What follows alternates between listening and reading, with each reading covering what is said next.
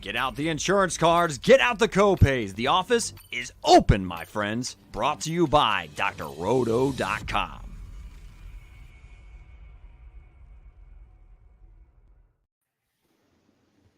What's up and welcome in. We are the One and Done Show. We are your fast break of college basketball information. I am your host, Eric Romoff. You can catch me on those Twitter streets at FantasyNav. And he is Dr. William Cannon on Twitter. He is feeling finer than frog hair. He is Mr. Jay Heinrich joining me here on the top row. Jay, welcome in on a Friday night. How you feeling, my dude? What it do, baby? Feeling good on a Friday night. Loving this slate that we're going to talk about tonight. But, you know, I've got to say I've been paying a little bit of attention to the Missouri Valley Conference tournament today. Belmont actually knocked off by the number 5 seed Indiana State team. But so far, everything else has sort of held serve. Right now, Missouri State is actually up 5 against Southern Illinois, just about going into half there. So a little Missouri Valley action, but that's not what we're here to do. We're here to talk DFS for this big slate tomorrow. And who better to do it than the man on the bottom row, Mr. Money, Mr. MC Holland 34 on Twitter. Mike Holland. Mike, what it do? Hey man, I'm doing great. I'm excited. Here we go, man. Like this is it, right? Like we're a week out from Selection Sunday. So yeah, there's just going to be complete madness coming up here. These conference tournaments are going to be absolutely wild. I can't wait to see these buzzer beaters and bonehead plays, people getting punched. Like madness officially entered. So but yeah, we're here to talk about the DFS slate, and this is a slate that is kind of awkward. Like it's one really good game at the top, a couple of good games after that, and then yeah, it's kind of ugly. So yeah, let's dive into it, Eric. What are your thoughts on the slate? And don't we have something going on tonight too? We do have a little something going on. We are giving away this year Matthew Mayer jersey. We're actually going to give, because we are kind and gracious, we are going to give everybody one last chance to get in on this action. If you go into the comments on YouTube, the link in there takes you to the pinned tweet on our Twitter account. Hit that retweet button, hit the subscribe button on YouTube if you're not already, and then we will spin the wheel and hand this thing out. At the end of the show, we'll also announce the upcoming week's giveaway as well. So got about 30 minutes or so to still get in on the action if you feel so inclined. The action that we're going to be breaking down for tonight's show is the 12-game DraftKings slate set up for tomorrow afternoon. Tips off at noon Eastern, like I mentioned, 12-gamer. A lot of variety on this one. The totals are kind of all over the place. DraftKings has gifted us a 5K to first pull-up jumper. We're also punching the tickets for 2 Bonanza seats, number 56 and number 57. Those are of the $30 and $95 variety. So a lot of action. Should be a really fun slate. We are going to be showcasing 3 games in our breakdown here tonight, and we will start with the first. This is easily the highest total on the board. We have St. John's heading to face off against the Big East champion, or at least Big East title holder for the regular season, Marquette Golden Eagles. Ken Palm has this one as 87-73 in favor of Marquette, 160-point total. We will start with the road team. That is the underdog Red Storm. They are 17-13 on the season, 7-2 in the Big East. Ken Palm has them as the 129th ranked team on the offensive side, 70th on the defensive side, and ooh, doggy, number 1 in tempo. These boys are running and gunning. Mike, it's been kind of a bumpy ride with our friend Mike Anderson this year. Yeah. Are you buying back in? Are you trusting him tomorrow? I mean, I say I'm not going to, and then it gets closer to lock, and all of a sudden, like one of these guys ends up on my team. Yeah, we'll just put this thing on replay like we have for most of the year. Joel Soriano, who should get more touches than how does this guy have a 21% shot rate? Like, What are we doing? This is why you're 7-12 in the Big East. A 43% combined rebounding rate at 8,700. I don't know if he's going to play 35 minutes or if he's going to play 24 minutes. So, yeah, we talk about spinning the wheel on players. This is more of a spin the wheel on how Mike Anderson feels. I don't know. If I play 20, I'll have to take at least a shot. It's kind of how I'm treating a lot of this team. I'm using this team as more of a one-off. This could be a blowout. Could get ugly quick. So, yeah, I'll have a little bit of Soriano, a little bit of old Davy Jones as well. He's 7,800 and just been all right? Like every now and then he'll flash, but like a lot of these guys, just the rotation's wide. It seems like everyone's in. There's hopefully no last minute like after lock news of someone sitting out. But yeah, I'll take a pinch of David Jones. Adaiwusu might be my second favorite play. My first favorite play would be Curbelo, just because his price, he's 4,900 and he has 30 fantasy point upside. Adaiwusu 6,400. Like I wish he was like 5,400. A little bit easier to play for Adaiwusu. His rates are pretty solid. I mean, he kind of does a little bit of everything on the floor. Can rack up some steals, can grab some dish out some assists. 34% from three, so you like that. AJ Storr, he should be playing 35 minutes for the next coach, to get him developed for next year. If he stays, he's 5,100. He's got to make his shots, and when Curbelo and guys like Posh and Adaiwusu are out there, it's a little tough. You just wish all these guys were maybe $1,000 cheaper, like all of them, from Soriano to Jones to Adaiwusu to Storr. Curbelo, that 4,900, we played him the other day. He was solid. You're probably going to go for 4X again in this spot. It feels like he's kind of the safest. You're going to get high 20s minutes. Yeah, I'm okay with rolling out some Curbelo. Jay, what are your thoughts on this team? And I left out Posh because I just haven't really played him much this year. Are you going to roster Posh at all? And what's your take on Soriano? And I'm going to start with Posh Alexander first.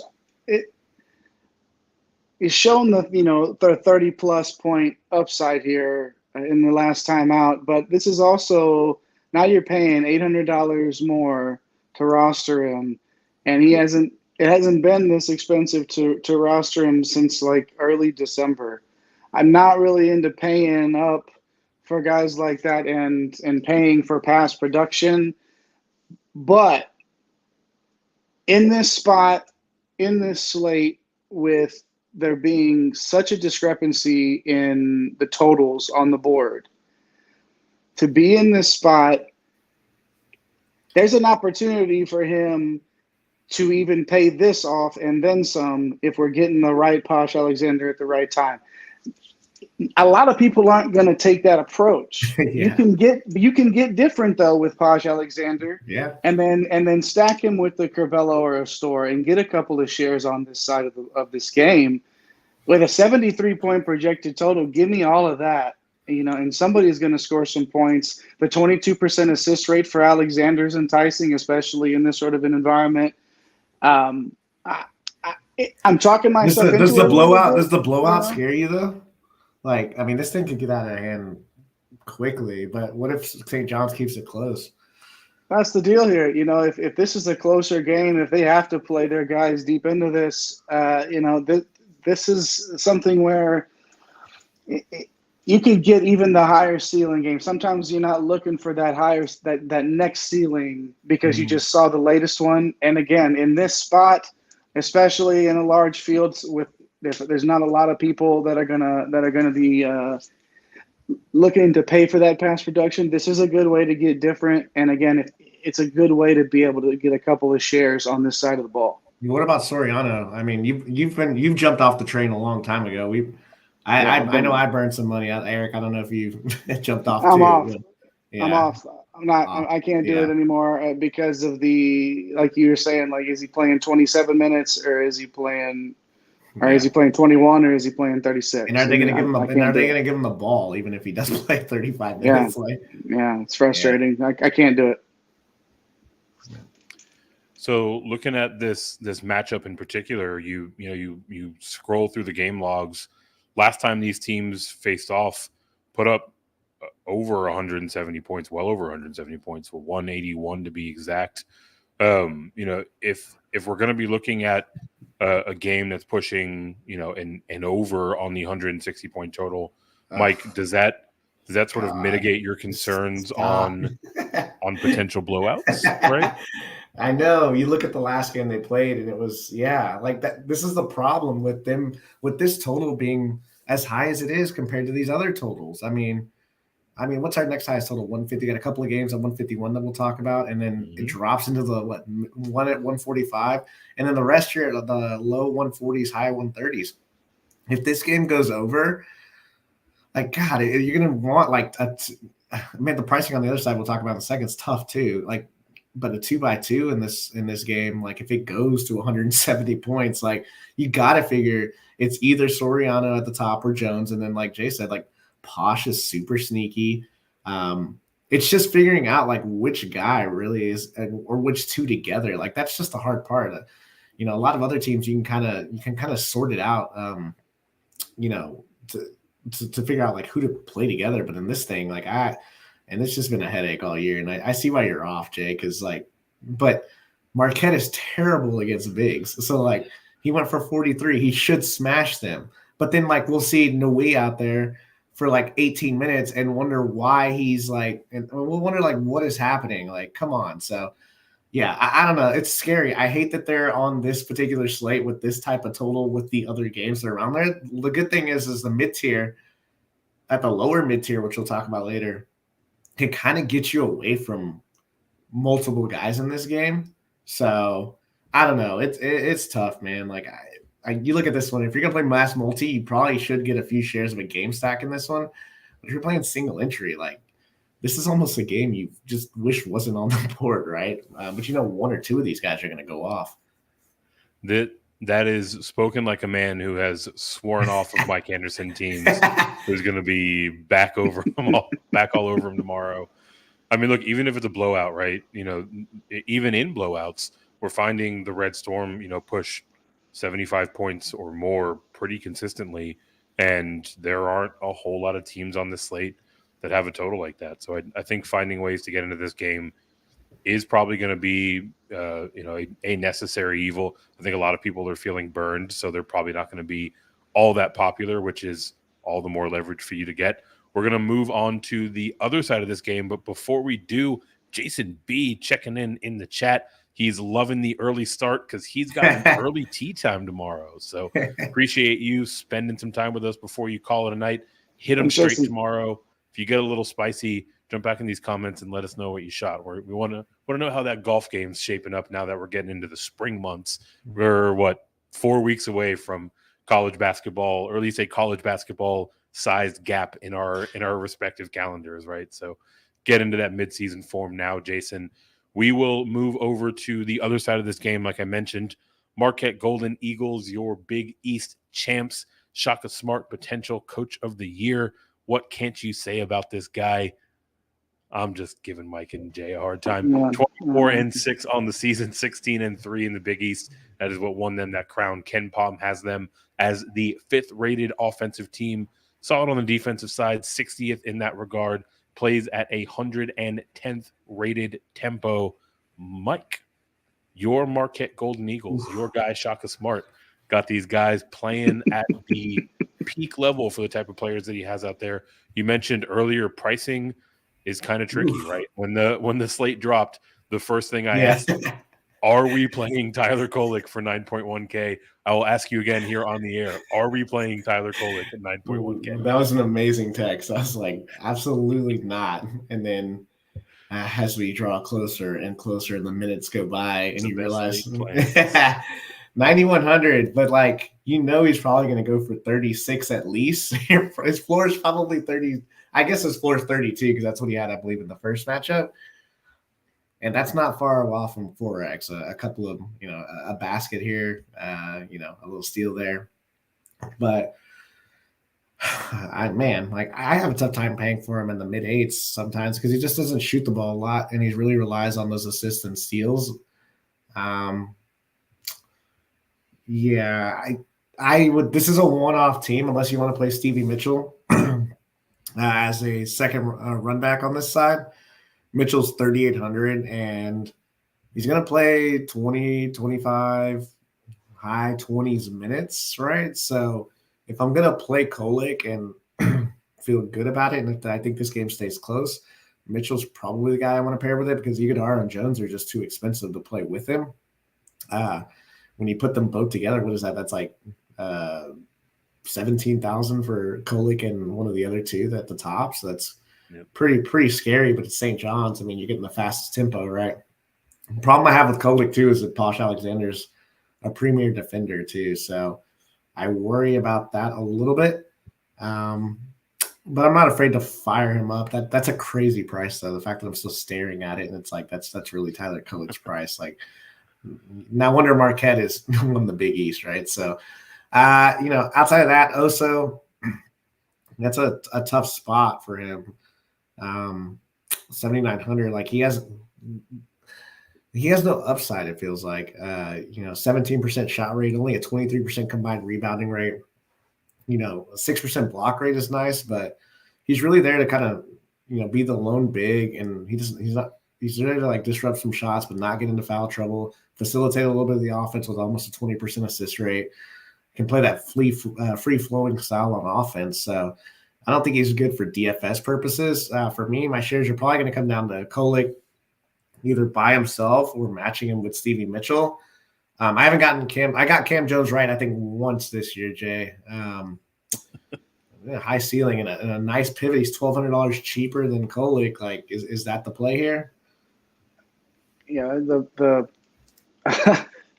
the price point here for me, and knowing the defense that Kolek's going to face, and just thinking like, yeah, I know we've seen 42 and 48 and even 37 in this spot would be 4X, but I just feel like this is not that spot, and paying 9.1K for Kolek, I would rather spend down a little bit and just try to, pin the tail on Cam Jones and hope that tomorrow is the day. Oh my gosh. And then you can still get you some Stevie Mitchell on top of it, and then you're getting two shares just for what is that? That's 11.7K for two of those players. So if you're stacking up, this is an easy way to get in if you're doing a 2x2 in this top scoring projected matchup.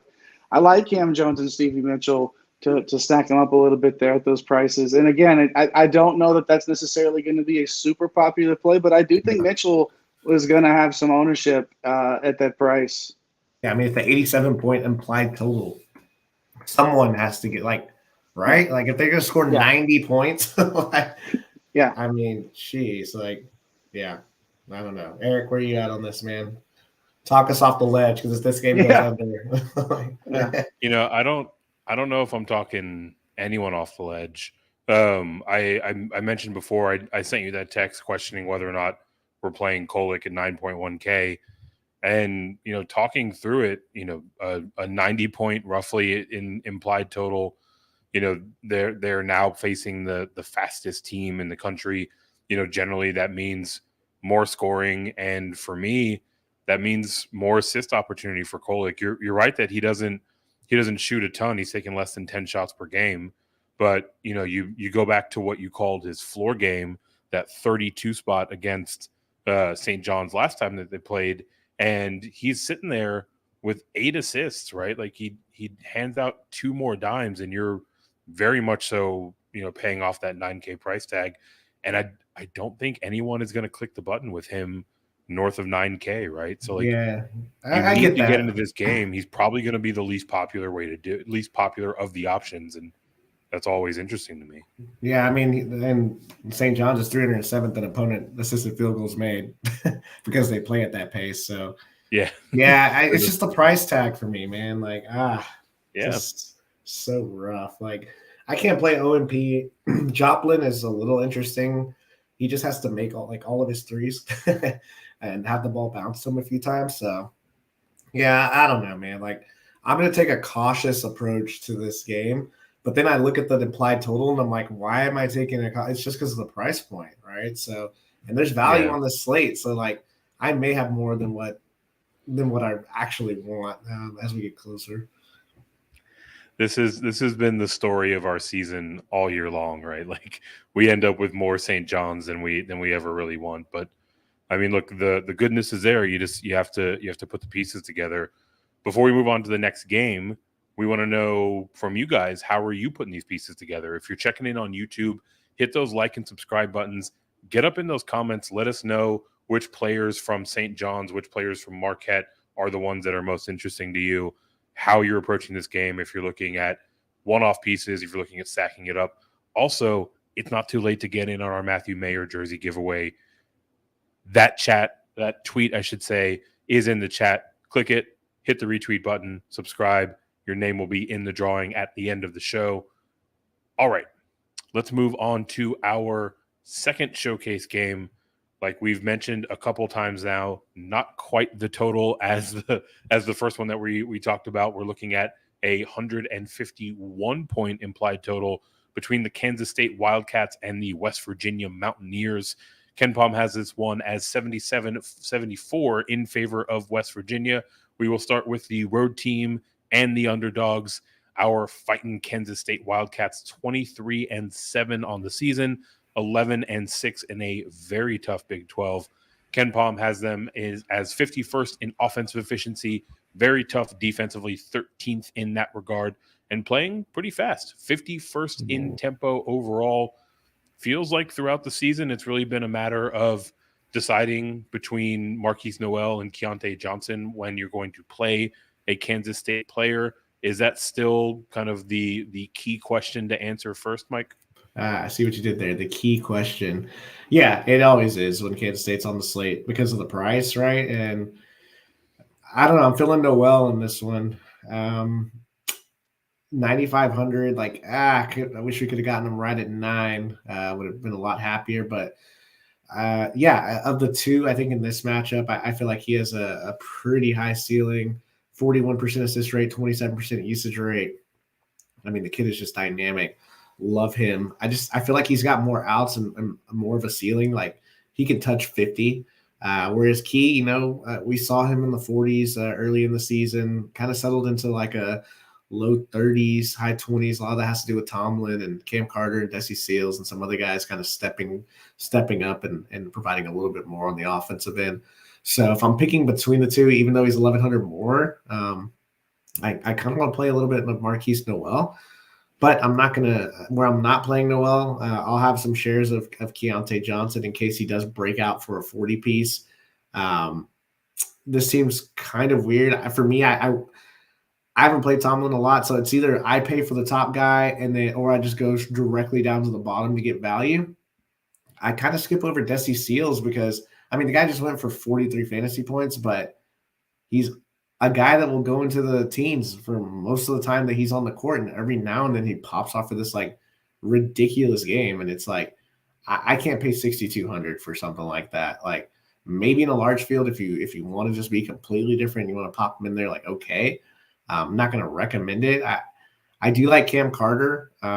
He's kind of a volatile punt though. 16, 15 over the last two. Then you have that 29 piece. Not a high usage rate. It's only 15%. The rates don't really jump out. But if, he's kind of the fifth guy in that, in that rotation that for that game, he's very serviceable at 3,500. I mean, you would take a 15 in a heartbeat right there, especially if he's someone that can give you upside into the low 20s. Obviously, he's a solid punt play. So I glossed over Tomlin, but Eric, I think you were on him when he had a pretty big game the other day. Jay, I'm not sure if you were on him. Is he a boom bust play worth playing, or are you going up to the top or all the way down to the bottom like me? I was not on him. I missed out only because I'd been burned a couple of times by him. It is very boomer bust, and at 6.8, it's right there in that range where if I'm going to pay that much, I got to feel more confident in the likelihood of getting close to like 35. Feeling confident about 30 or 35. Yeah. And I don't know if I trust Tomlin to do that. I mean, the 25% combined rebound rate, gets a 4% block rate, 2% steal rate, like does a lot of little things, but is he scoring 19 or is he scoring 5 real life points? Like, so if I'm paying 6.8, if I'm already going to take some opportunities in the St. John's Marquette game on some guys that maybe are a little bit more volatile, I don't know if I can make that same play with Tomlin here in this spot. But if you go a different direction with with the earlier matchup that we talked about, Tomlin, again, to get different, because I don't know that a ton of people, again, are going to play Tomlin at this price. He's really, I guess it's sort of where he's been living, and I don't know that anybody's going to want to necessarily pay for, that absolute just coin flip, no idea what you're going to get. Yeah, it's been a roller coaster ride with Tomlin. When I was on him for that breakout game, it was when he was down at 6.3K, and it's only $500, but it makes a difference, right? Like that's the range where you feel more comfortable with a player like Tomlin. For me, I mean, Marquise Noel just absolutely jumps off the page. The thing that I don't think that we underscored enough, 41% assist rate, like elite among all of the players in college basketball in terms of the percentage of points or shots that he's assisting on. Mike, you mentioned before, he can reach back and get into that 50 spot. One of the times in recent memories where he did that was their last game at West Virginia, right? Yep. So 56 burger. He was 9K then, so a little bit better value than what you'd get if he does it again tomorrow. But it certainly feels like he can either explode for that ceiling game, or if it's someone else, if it is Key Johnson, if it is a Tomlin, if it's the random Desi Sills game, there's a really good chance that Marquise Noel is assisting on a lot of those points, right? So feels like while he's got the most upside, he's also one of the safer plays on the board. So he'll be a priority. But now, I mean, we're 3 teams into our showcase, and I'm out here spending a lot of money. So I'm gonna have to find some value and quick. Maybe, just maybe, a place to do that is on the other side of this game. The West Virginia Mountaineers enter at 17-13 on the season. They are 6-11 in the Big 12. A little bit stronger on the offensive side than they are defensively, but pretty solid in both regards. 17th on the offensive side, 54th on the defensive side, and about league average in terms of the pace of play. Mike, like I mentioned, couple of pricing options here that I think can be salary savers. But what do you think about the overall outlook for the Mountaineers side? Yeah, I mean, this is I still think because of their early season success, I mean, they feel safely into the tournament. Eric's down to the wire. Yeah, I mean, I don't know, man. And the thing that pisses me off is that you have 10 Big Ten teams released on Lenardi and 7 Big 12 teams. Like, you guys knew I was going to go off on this tangent. Like, yeah, I think that's the first thing I told you guys. I'm like, how the hell is this possible? Like, I don't understand. Whatever. Well, I guess they just won a bunch of upsets in the first weekend, but yeah, that's fine. Exciting basketball. Yeah, exactly. So sorry, Big Ten fans. Anyway, Eric Stevenson, 8,400. Like, it's the perfect time to play him in a large field tournament because this guy every now and then will go nuclear, and it's like, what is happening? It's like Bob Huggins doesn't understand that if he plays 35 minutes, that they're actually pretty good, and he's pretty good. So only in large field because there's an absolute chance that he plays 27 minutes, and you're like, what the hell is going on? So a sprinkle of Eric Stevenson for me. Trey Mitchell, I don't know what's going on with him. Like, after last game, he'd been pretty good in the previous 2. The price is still annoying because it's like, he's got the talent to go 5X at that price point. But I don't know. Is he all there as far as like mentally and just because he stayed out of foul trouble? I think, Jay, you had him the other day, and he had like 2 fouls in the first like 2 minutes of the game. It's like, and then he picked up his 3rd foul in the first half, and I was like, it's like, that's Trey Mitchell. Like, it's just a tease most of the time, but every now and then he'll hit that 5X game. So he's definitely a large field play as well. that's what all these West Virginia guys are for me. And then I kind of like the value of Joe Toussaint. Like, is it kind of chasing a little bit, but we've seen Toussaint multiple times reach back and go for a nice game at 4,300. I'm not just talking about the 33. Like, he's had games in the mid 20s. But I don't know what it's like. Bob Huggins is like, been watching Mike Anderson's rotations.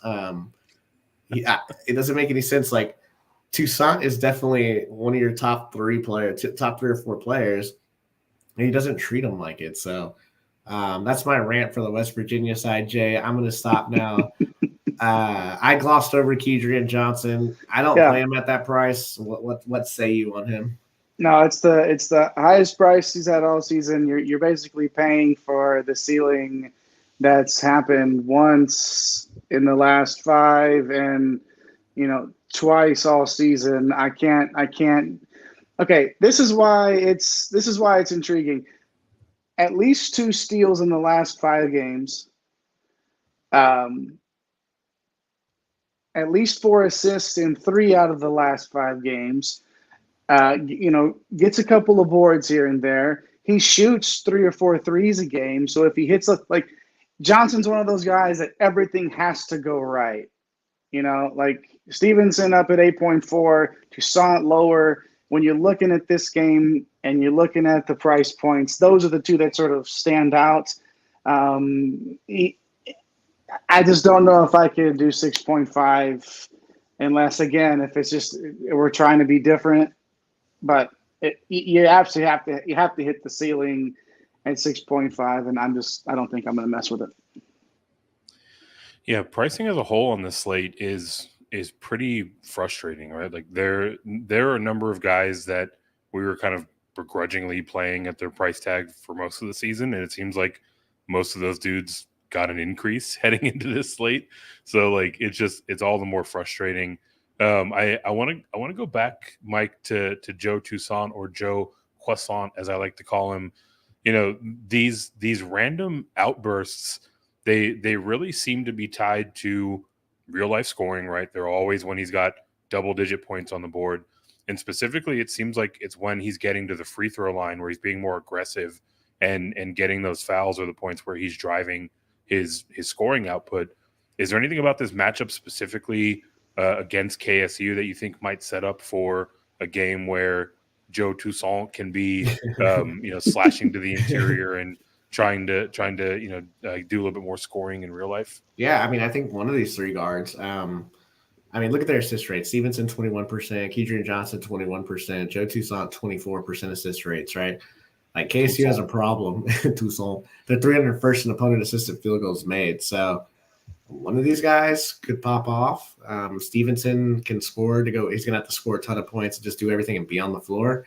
Kedrian Johnson's going to have that balanced game. But, I mean, he had one of those games about a couple of weeks ago out of nowhere. And then Toussaint, like, we just don't know what Huggins is going to do. So, I guess spin the wheel on the Huggy boat. It's a theme, I guess, of tonight. Because we got another team we're about to talk about where it's spin the wheel. So, yeah, let's go ahead and move on before I spin too many wheels. Yeah, we will jump into our 3rd showcase game. Features at least one team where we've been spinning the wheel all season long. That is the Alabama Crimson Tide heading to Texas A&M to face off against the Aggies. This one, Ken Palm has as a 151-point total as well, 77-74 in favor of Alabama. Alabama coming into Texas A&M is where we will start. They are the team that is the implied favorite. They're also the team that we have been spinning the wheel with all season. They just have so many guards. 26-4 on the season, 16-1 in the SEC. They have that SEC crown. Ken Palm has them as the 19th ranked offense, the 5th ranked defense, and the 2nd fastest team in the country. So a lot of things to like going on with the Alabama side. All starts with Brandon Miller playing absolutely lights out. I mean, just near season totals seemingly every time out. He's coming in on a heater. Mike, 9.4K, feeling okay about that price tag with Brandon Miller, and where else you going for the Tide? Yeah, I just know that on this team, it's play Brandon Miller or you are in for a long day trying to figure out who Nate Oates is going to run out there as the second, third, fourth, and fifth guy.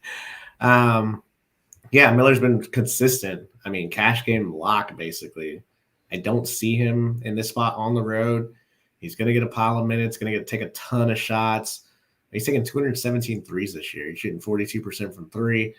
Yeah, I mean, I don't know if I play him in a large field. I don't know if he's going to go for 65 again, but I could see him going for 35, 40. So, yeah, if you're playing single entry or, 50-50s, like Brandon Miller's pretty solid. Noah Clowney, 7,000. Like, he's been really good the last two games. Could be a little bit of fool's gold there. Like, he's a great rebounder, a great shot blocker. Could challenge for a double-double, but I have a little bit of a problem with his 19% usage rate and his 18% shot rate, and then all the other bigs that they have there. So, he's been playing really well lately. Yeah, boom bust play for large field GPP, which is completely opposite of Miller, right? So I don't mind those two. And then with these guards, man, like I don't know, like it feels like there's like 15 of them. Like Bradley, I would love to play him at 3,600. I don't know if Quinterly is going to get all the minutes or if Sears is going to pop off and, like, I don't know what to do with this team. If you want to spin the wheel, Quinterly was crazy in that overtime game, 43 fantasy points, 30 before that. Feels like he's getting more and more run. Was, coming off that injury in the middle of the year, now kind of taking away from Bradley.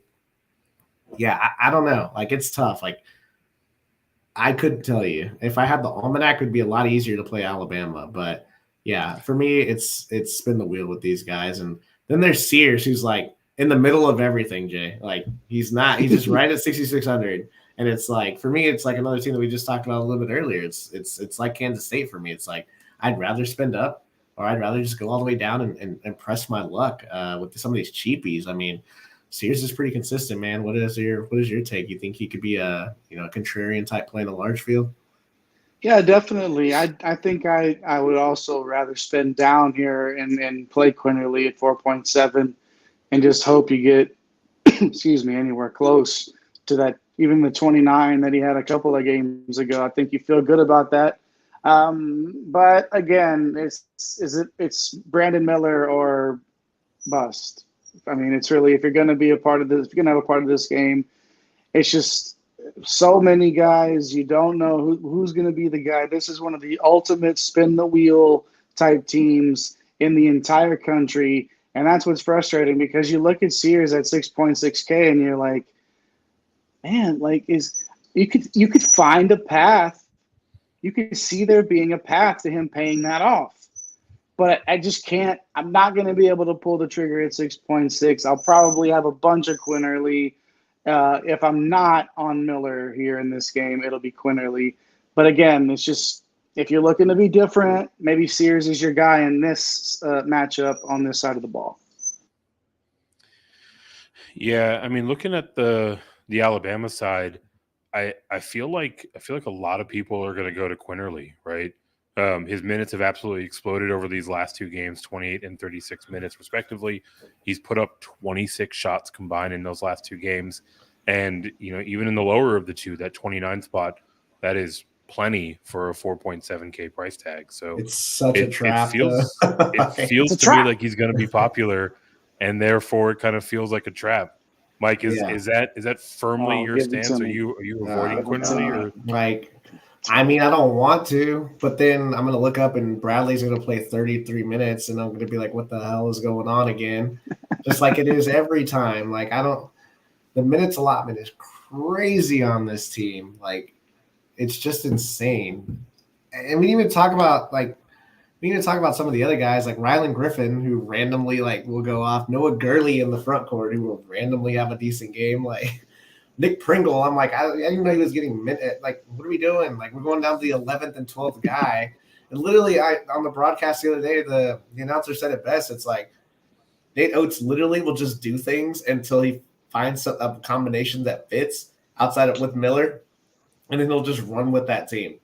And it's like, I mean, I guess that's why they're being successful, I guess. I mean, that's crazy. Yeah, well, and honestly, come tournament time, that's something to consider when we're filling out brackets of the different ways that Alabama has found ways to win. But from a DFS perspective, it's hard to really latch onto this team because you just don't know which way they're going to have to win on that night. They adjust well, they're well coached, but it's a little bit frustrating, obviously, from a DFS perspective. Yeah, that fantasy perspective is tough with Alabama. And someone else checking in with the fantasy perspective, the Good Old Boys Fantasy Football Network, ready to get this college basketball DFS bread. Appreciate you swinging through and hanging out with us for a little bit tonight. We will go to the other side of this game. Mike's fighting Texas Aggies. Team that is 22-8 on the season, 14-4 in SEC play. No longer on the bubble, firmly into the big dance. Thanks in large part for the underlying metrics. 25th on the offensive side, 45th on the defensive side. They are the team getting paced up. They play at a snail's pace, 251st in tempo. Wade Taylor is obviously the headliner here. Mike, want to kick us off with a little bit of analysis on what you think about him from the DFS lens and the other Aggies that are catching your eye? Oh, gosh, yeah. I mean, Alabama's a nightmare. An absolute nightmare. But Texas A&M is at home. This is it feels like that crowd's going to be just going bonkers. Wade Taylor, that's too expensive for a large field for me. Like, it's too expensive in general for me. When I watch him go for 46 and hit the game winner, I can't do it at 86. Like, I'd probably say yes at 82, 8,000, but 86, man, like everything has to go right for him. I feel like. I'm disappointed that Henry Coleman at 5,700 has, completely disappeared. I don't know what really happened. We were playing him. He was scoring 30 fantasy points earlier in the year, and we're getting him at such low ownership, and just things have kind of fallen apart there. Dexter Dennis, he has the questionable tag, so that's something to watch for. He's such a weird play. Like, nothing jumps out, but he does a lot of different things. And he's shown 30 fantasy point ceiling. He's 5,700. The questionable tags and scare a ton of people away if he's in. Slightly interesting. I think for me, the Aggies, it's more like maybe a one-off scenario if you just need to get into this game. I don't think you absolutely have to. The one guy I'd be really interested in would be Andre Gordon at the bare minimum here. A lot of that's going to ride on Dexter Dennis too. Andre Gordon's it's like whatever. Like at 3K, like if you give me a 15, which he's done 2 times in the last 3 games, you will absolutely take it and move on. So, I feel like this is going to be a great game. I worry about the under in this game. A&M's been sneaky good on the defensive side, and Alabama's just been annoying. But that's been a NATO's team for forever, and he's had those guys. Herb Jones comes to mind.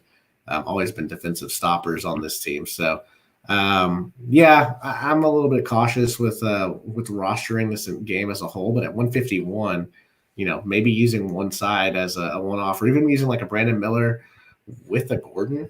So that way you can, take that salary relief away from Brandon Miller's kind of interesting. Or, if you do Quinterly and Miller, which and a Gordon, now you got 3 guys in this game. Protects you from, obviously don't think this is going to be a blowout or anything. Projected to be 77-74. So that's a lot of points. I don't know, Jay. Like, Radford's been pretty good, man. His price came way up. I played him at 5,900 the other night and absolutely smashed. But now he's back. So is that too much for your blood? You got a similar path?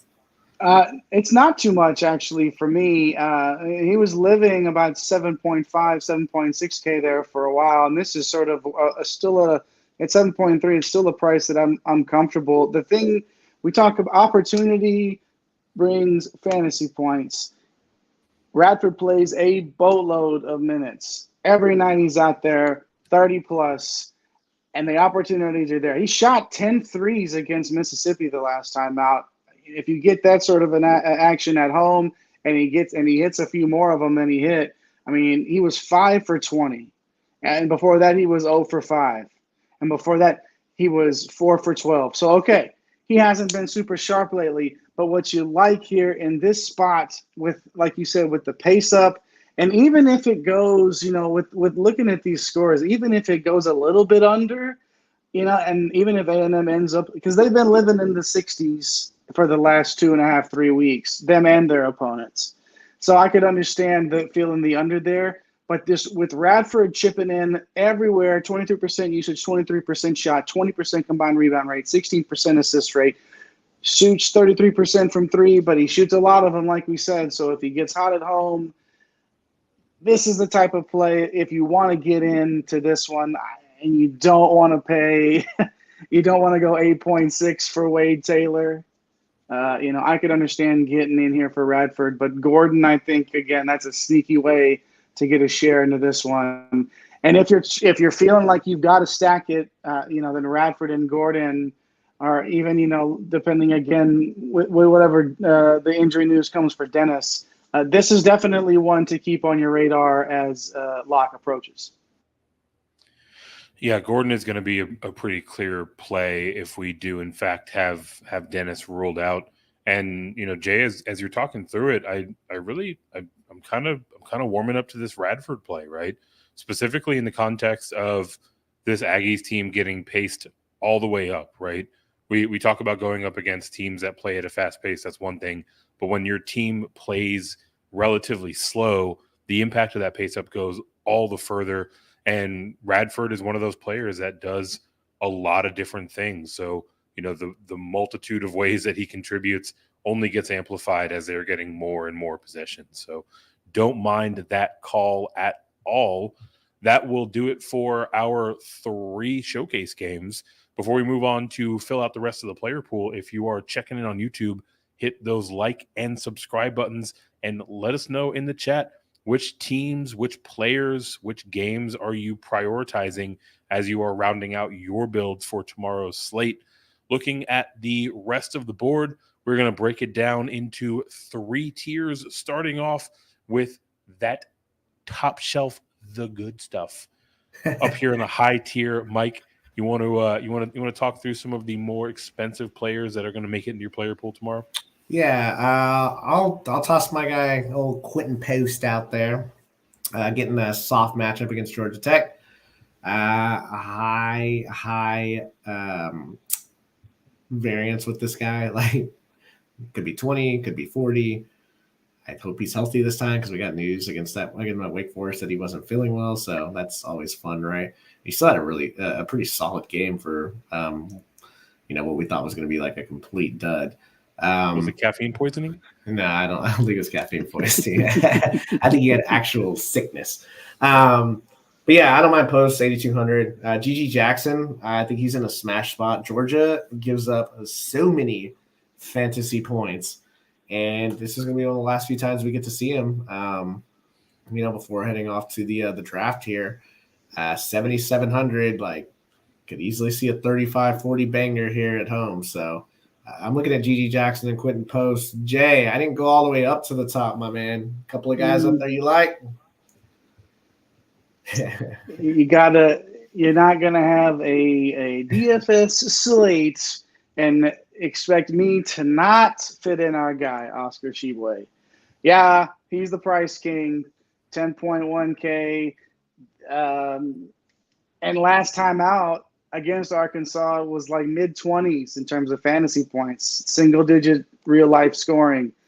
It's a tough matchup, but it's Oscar Tshiebwe. Look at those last 2 games. 57 and 50 in the last 2. It's it's just I'm probably going to be split 50-50 and work him in and just ride with what happens. Yeah. And he's probably not going to be popular, right? I mean, I imagine he will not be very popular. Now he's up over 10, right? Yeah. That's you liked him when he was floating around in the high 9s. But then Javon Franklin, again, this is someone else at this top, right? 8,500, a little bit down. But again, when we're just looking at this recent production. 62 last time out, 47 time before that, 35, 43, 42. Ridiculous totals. Feel like even at 8.5, this is a bargain and somebody that I'm going to have to work in to a handful of my lineups just because of what we've seen lately. When these guys are on another level, they're on another level, and you got to try to just ride the tail of that comet for as long as you can. And I think Franklin's a really good play at 8.5K. To the moon. To the moon. Hold on tight if you're trying to make it all the way to the moon, riding with Javon Franklin. But I mean, you don't leave the table when you're on a heater, so I can't argue with that. I do think that now that Shibwe is officially back into 5 digits, that probably works to draw his ownership down a little bit as well. So, like those two calls, we'll move on to the next grouping of players, our favorite grouping of players, the mid. Mike, in this middle tier, who are some of the kind of points per dollars plays that are catching your eye? Yeah, I look at Michi Johnson. We just talked about Gigi Jackson. Well, Michi Johnson, high usage player for South Carolina, getting that Georgia matchup. Yeah, I mean, 35, upwards of high 30s fantasy point upside. So give me some Michi Johnson, and let's go to Jay because there's a guy at a similar price that he really likes. That I can't wait to hear the name called out, and think we might play a little game after that. So Jay, who do you like there at 7,200? You know who it is. It's Mike Miles Jr. My God, how is this guy 7.2K? Like, this is, I understand you look at the game log. Do not be fooled by the game log. Mike Miles Jr. in a game, oh gosh, he's got to do it. It's time. It's time. And TCU has been a different team since he's come back. He's the guy's a top 20 player in the country. We're lucky to get him at 7.2. It's going to pop off sooner or later. He's too good for it not to. And, I'm on my guy, Mike Miles Jr. So that will take us to everybody's favorite game. Spin that wheel. Virginia edition. Mike, a lot of options there for this Virginia side. Which are the ones that you're mixing in from this mid tier? Everyone, even the walk-ons on this one. They're playing Louisville. Like, everyone gets some love. They're not that expensive. Kihei Clark, like, yeah, it's not sexy, right? And he's more of a 50-50 cash side play. But should easily get to 25, 28 at 6,700. The two guys I like the most are guys that have pretty big ceilings on this team, and that's Ben Vanderplas and Armand Franklin, who are 6,200 and 6,100 respectively. Both of these guys have flashed 30 fantasy point upside. Look, I'm not going to sit here and tell you to go bonkers with Virginia, but I'm going to take the approach that you're playing Louisville. That's one of these three guys is probably going to have a really nice game. But I'm not going to go any more than that because it is Virginia, right? They're not, that's not like a dynamic offense, but the price is just so nice and the matchup is just so soft. So, give me some Vanderplas and Franklin, and hey, Kihei Clark, like, you probably get a really, really ugly double-double, like a 10 and 11 with like just trip into one. It could definitely happen. So that's what I got from the old Virginia mid spin the wheel edition. Jay, what you got? You spin that wheel on this Arkansas side against Kentucky. Yeah. It's the next edition of spin that wheel. Arkansas edition. Woo Pig Suey is too low of pricing for these guards. Somebody's going 5X. Who's it going to be? And the only way to figure that out is what's the name of the game? Spin that wheel. Anthony Black at 6.9. Nick Smith at 6.5. Devontae Davis at 5.6. All of them have absolutely flashed the 30 to mid-30 ceiling. What are you going to do? You're going to spin the wheel. It's the fourth highest total. They're going against Kentucky. Like, there's going to be some points scored in this one. If you're feeling like it could hover around that projected total, why not spin the wheel on one of these Arkansas guards and see if you can get lucky, especially at these prices? Somebody is going off. Somebody is going off. I want to know from both of you. This has been a theme that we've covered for a few weeks now. Nick Smith up to 6.5K. That price tag is going up and up and up. It feels like a game of chicken. 6.5K. Are either of you jumping off at this point, or are you waiting until it goes a little bit higher? No, I mean, he's gonna play Let's 30. Yeah, he should be. He'll be. I mean, the season kept going for like 2 weeks. He'd be like 8K. So, yeah, no, I mean, that was a tough. Where they played Tennessee last game, and I mean that was ugly. So I expect him to get back into the 30s. If Devo wasn't 5,600, like he'd probably be a lock. So I don't know, Jay, where you at on the Same. I'm all over Smith out of these three. But again, like, it's my preference. But who's it going to be, right? Like, again, it's tough to pinpoint this down. But somebody's going to score some points. And, I'm not – the 6.5K does not scare me off of Smith at all.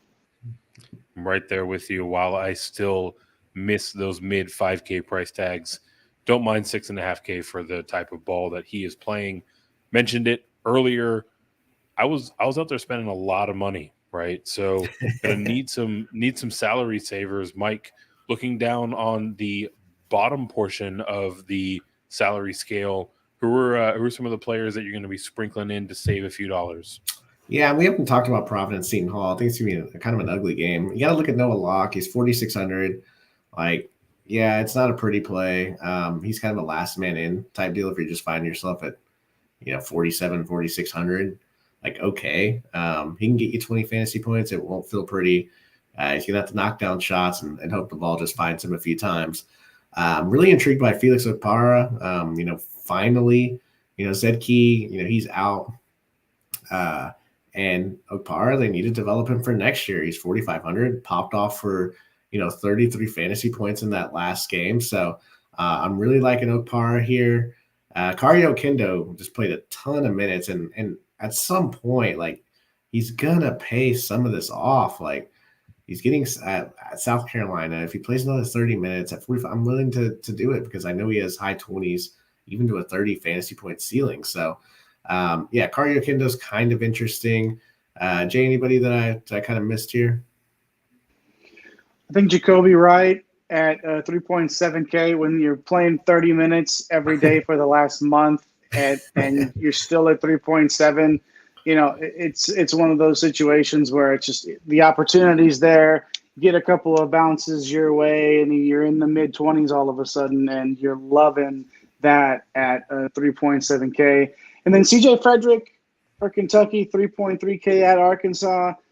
Now, with Wheeler out, he's going to have to play, into the 20s, high 20s of minutes. He's going to have to knock down the outside shots. But, again, opportunity could be there if those shots are falling for him. And at this price, in that game with the total that could happen and could come from that on this slate with a bunch of just stinkers, it's a very, very interesting play to get into that game cheap. Yeah, every 3 is over 1x. Like that's how juicy his price is. That's wild. It is. Like you mentioned, Mike. Like you mentioned, Jay. Excuse me. You've got Wheeler out. Also, looks like Cason Wallace is a little bit questionable heading into that game as well, right? So, could be plenty of run for Frederick at 3.3K. Definitely don't mind that at all. Let's shift gears here to one of our fan favorite segments, maybe one of the hottest segments in the game out there right now, and that's Mike Holland's best bets. Give him the heater, Ricky. Mike, what betting lines are catching your eye tomorrow? All right, so I shouldn't do this because every time it feels like I'm just picking on Texas A&M. I'm really not, but -1.5 for Alabama to go there, like. I mean, the thing about A&M is they played one of the worst non-conference schedules. Like, they kind of got some breaks during SEC play. So, yeah, if you're going to give me a bucket for the second best team in the country, like, I want to go ahead and take that. Yeah, you also look at Kansas State plus 4.5. They're the better team. going to West Virginia. Jay, I know you say it's a tough place to play. It's on the road. It's in the Big 12.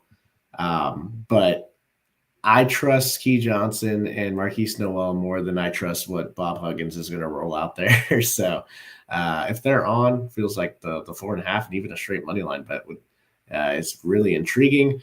And then you guys joke and bring this up. It feels like every other week, but this Tennessee-Auburn game, I believe this is the game that went 43-47 or whatever. Yeah, that's 44-42 or whatever. Who knows? Whatever. Like 90 points. It's 131.5 in the jungle. And yeah, oh my gosh, this is going to be disgusting. So give me the under on that. If it goes over, I will be shocked. But hey, it's college basketball. Anything can happen. And then an upset special. Iowa State gets right on the road at Baylor. Give me the money line here. Yeah. Whoa. So yeah, I'm throwing it out there. Look, the Big 12, it's tough to just it doesn't matter what the matchup is. It's just tough to beat these teams. And Iowa State's been on a skid. They need a bounce back here. This one will put them back on the map. I like Iowa State here, and I like the matchup. Not bad at all. According to sportsbook that I'm looking at, that is a plus 210 money line. So that one comes to pass, and you are getting some nice juice on that bet. Just to recap, Alabama minus 1.5 at Texas A&M, Kansas State plus 4.5 at West Virginia, taking the under on 131.5 points for Tennessee and Auburn, and taking the Iowa State money line against Baylor. Again, well over plus 200 on that one. So those are Mike's best bets. A nice 4-pack to fill out your betting slip, and another 4-pack, the often imitated, never duplicated, universally beloved DFS Core Four. Jay, I think you are steering us on this part of the show. Who are you starting your builds with for tomorrow's slate? Yeah, and I talked about him earlier. Javon Quinterly at 4.7K. Really like that price tag. It starts you off immediately with the ability to be a little bit flexible with what you want to do. Gigi Jackson going up the ladder a little bit, 7.7. Really like that spot as well. Javon Franklin, 8.5K. Devontae Davis rounding out my core for today. I was thinking about Nick Smith. It's at 6.5. That's such an intriguing spot. But I feel like going 8.5 for Franklin, 7.7 for Jackson. I'll go 5.6K for Devontae Davis in that spot. So the core four for tomorrow, Javon Quinterly, Gigi Jackson, Javon Franklin, Devontae Davis. All the Javons. Yes. All the Javons. Those Javons combined leave you with about 5.5K per player left. So still have plenty of room to work with, get a little bit more salary relief in there. You can get back into that top tier with a player or two, and you are out there cooking with grease, as Jay likes to put it. Yeah. That does it for our DFS breakdown. Mike, Jay, any kind of closing big picture strategy thoughts before we start giving some stuff away? I in a large field, be different. We say it all the time, and then we look and we're like, yep, like that was the guy. Oh, like LJ Cryer, like, oh, Naquan Tomlin, like, oh, like it happens all the time. So yeah, don't be afraid to get different in the large field. And then just pay attention to the news as it gets close to lock, because some of the stuff is, and the senior night, the senior day things, don't be afraid of the starters. We saw that LSU kid. That was pretty cool. But at the end of the day, it's scary, right, when you don't see your guys starting. But this happens all the time during the senior day festivities and stuff. So, just pay attention to the news and follow us. We're dishing out news out there. It's definitely a little scary when we get into senior day, but also the other side of the double-edged sword with the lack of readily available news is sometimes you're not even seeing that starting lineup, right? So you don't have to sweat the fact that your guy's not starting because the reporter didn't send out the honorary senior starting until 4 minutes after tip, right? So definitely have fun with this big slate tomorrow. We are down here into the heat of the stretch run for college basketball, which means, like I mentioned before, it's time to start giving some stuff away. We've been touting this Matthew Mayer jersey all week long. We have all of our entrants, all 18 of you that did the needful. You retweeted our post. You subscribed on YouTube. We've got you all entered here into this list randomizer. To make this one real simple, we're going to go down. We're going to randomize this list 3 times.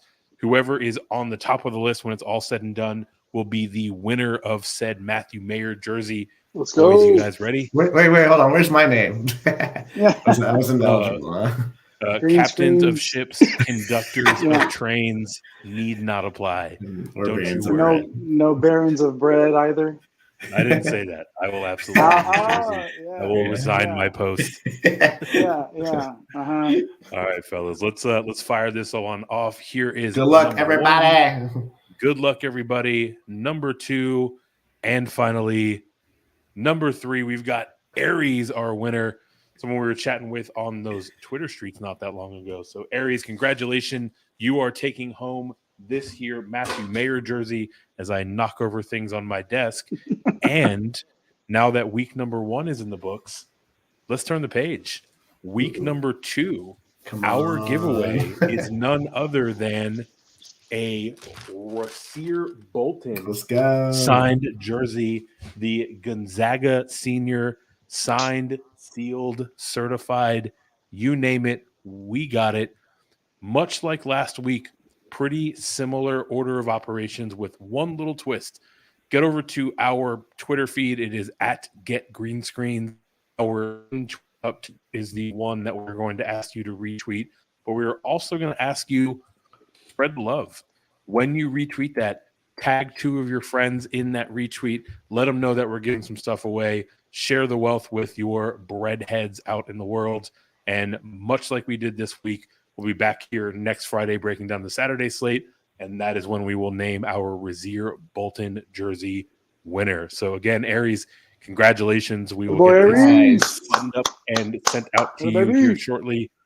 Everyone that is trying to get into the next giveaway, all you have to do, subscribe here on YouTube, retweet that pinned tweet on Twitter, tag a couple of friends. Let's get this bread. Thanks for stopping by the office. Get your fantasy prescription by subscribing to the channel and checking out drroto.com. And until the next visit, be well and take care.